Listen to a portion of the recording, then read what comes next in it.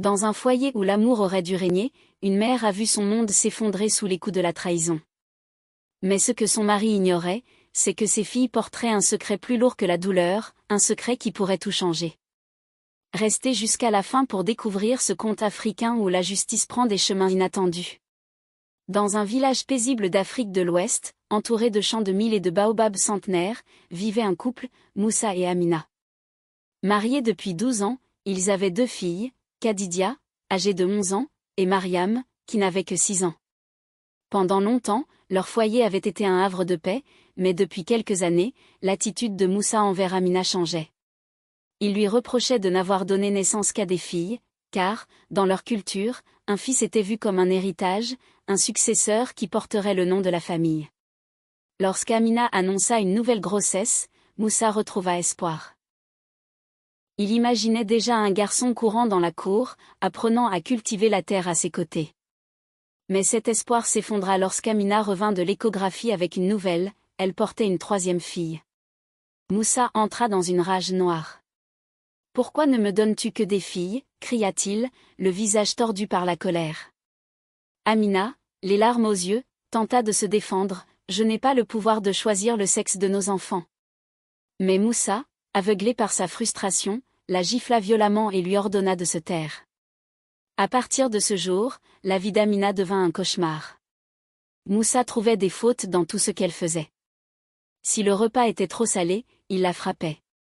Si les enfants pleuraient, il la frappait encore. Amina vivait dans la peur, protégeant ses filles du mieux qu'elle pouvait, mais son cœur se brisait un peu plus chaque jour. Quelques mois plus tard, des rumeurs parvinrent à ses oreilles. Moussa voyait une autre femme, Safiatou, et elle portait son enfant. Amina, bien que dévastée, attendit son retour pour lui poser la question. Ce soir-là, alors que la nuit enveloppait le village, elle l'interrogea calmement, « Moussa, est-il vrai que tu attends un enfant avec une autre femme ?» Moussa, le regard dur, refusa de répondre. Amina insista, sa voix tremblante. « Réponds-moi, je t'en prie. » Furieux, il se leva et lança, « Puisque tu veux des réponses, attends-moi ici. » Il quitta la maison, laissant Amina seule avec ses filles. 1 heure plus tard, il revint, accompagné d'une femme. Safiatou descendit de la voiture, un sourire moqueur aux lèvres, tandis que Moussa portait son sac avec une tendresse qu'il n'avait jamais montrée à Amina. Amina sentit son cœur se briser. Des larmes roulèrent sur ses joues alors que Safiatou se moquait d'elle. « Tu vois, il a enfin une vraie femme. » La douleur d'Amina se transforma en colère. Sans réfléchir, elle gifla Safiatou. Moussa, hors de lui, se tourna vers Amina et la frappa avec une violence inouïe. Il la roua de coups, ignorant qu'elle était enceinte de 8 mois. Khadidia, alertée par les cris, accourut et se jeta sur son père. « Papa, arrête » hurla-t-elle. « Tu vas tuer maman. Elle est tout ce qu'on a. » Mais Moussa, sourd à ses supplications, continua jusqu'à ce qu'Amina s'effondre, à bout de force.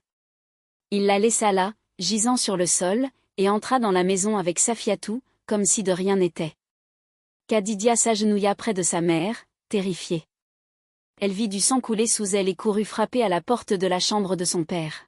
« Papa, viens aider maman » cria-t-elle. Une voix froide répondit de l'intérieur, « Ne frappe plus à cette porte, Khadidia.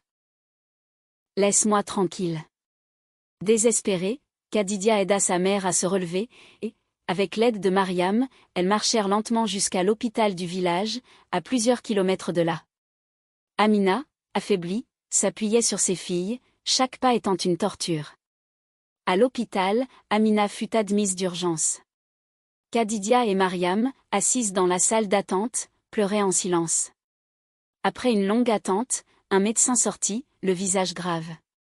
Il s'agenouilla devant les filles, incapable de leur dire la vérité, leur mère et le bébé qu'elles portaient n'avaient pas survécu. « Que s'est-il passé ?» demanda-t-il doucement. Khadidia, entre 2 sanglots, murmura, « C'est papa. Il a battu maman. » Le médecin, bouleversé, décida de porter plainte contre Moussa, mais lorsqu'il arriva chez lui, il fut intimidé par la richesse et l'influence de cet homme. À contre-cœur, il renonça à signaler l'incident. Dans le salon, Moussa était assis avec Safiatou. Le médecin annonça froidement.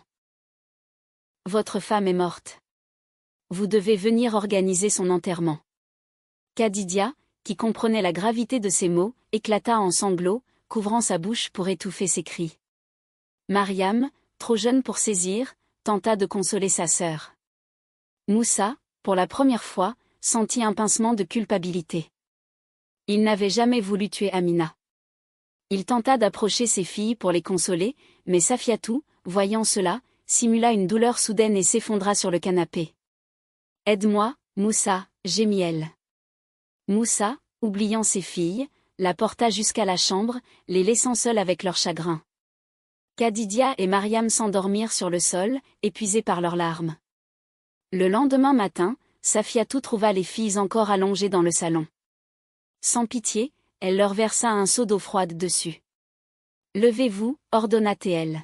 « Allez chercher une serpillière et nettoyer. » Khadija, trempée, tenta de protester, « Mariam est trop petite pour travailler. » Safiatou la gifla violemment et lui intima de se taire. Elle imposa des tâches harassantes aux filles, les forçant à travailler sans manger. Vers midi, Mariam, affamée, prit un peu de nourriture dans une casserole pour elle et sa sœur.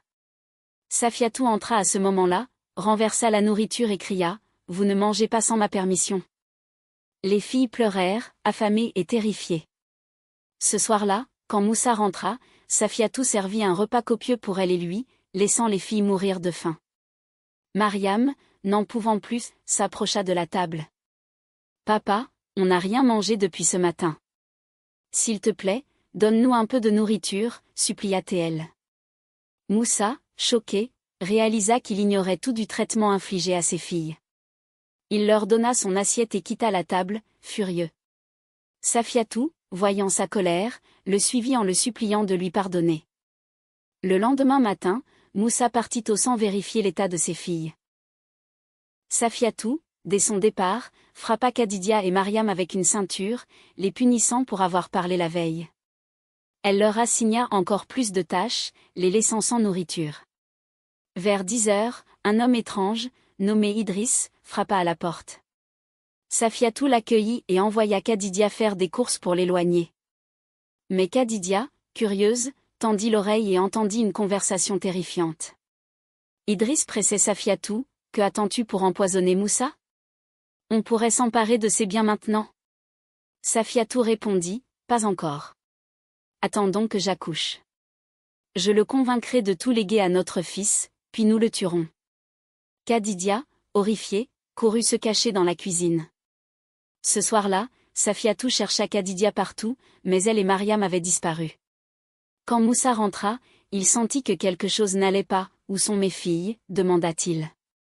Safiatou bafouilla, prétendant qu'elle dormait, mais Moussa, méfiant, alla vérifier leur chambre. Elle était vide. Fou de rage, il gifla Safiatou, qui s'évanouit. Moussa, déchiré, ne savait que faire, chercher ses filles ou aider Safiatou. La veille, après avoir entendu le complot, Khadija avait pris une décision. Elle ne pouvait pas rester dans cette maison où leur vie était en danger. Alors que Safiatou dormait, elle prit quelques vêtements pour elle et Mariam, les mit dans leur sac d'école, et s'enfuit avec sa sœur. Dehors, sous les étoiles, elles marchèrent sans savoir où aller. Khadija pensa à la meilleure amie de leur mère, mais elle craignait qu'on les ramène à leur père. Elle aperçut alors un homme attendant un bus au bord de la route. « Monsieur, aidez-nous, dit-elle, les larmes aux yeux. Notre mère est morte, et nous n'avons nulle part où aller. » L'homme, ému, demanda autour de lui où se trouvait l'orphelinat le plus proche.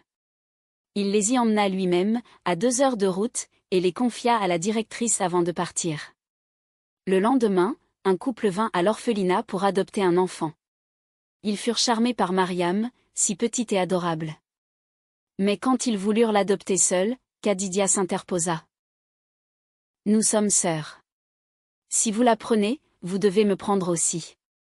Nous ne nous séparerons jamais. » Émus par leur lien, le couple accepta de les adopter ensemble.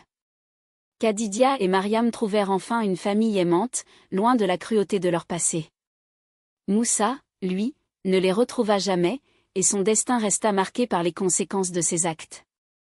Ce conte nous rappelle que l'amour et la loyauté triomphent toujours, même dans les moments les plus sombres.